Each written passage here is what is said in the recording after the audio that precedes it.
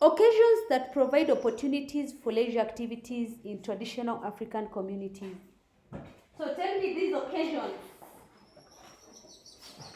Occasions that provide opportunities for leisure activities, which now we are supposed to talk about ceremonies. These ceremonies, that is what we call an occasion, a ceremony, whereby you get an opportunity for leisure, to engage in leisure activities. Marriage ceremony, naming ceremony, yes? Yes, initiation. Barak. You call Barak. Yes, there's another called, it's called F.I. Professor podcast. Don't look at it, it's called Barak. You don't have to say Barak. Yes? Sorry? Yes, Thanksgiving ceremony.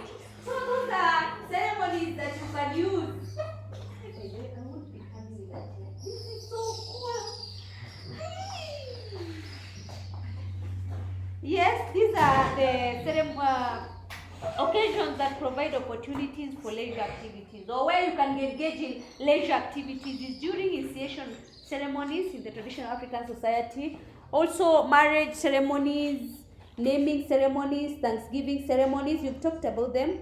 Activities for the young children, yes?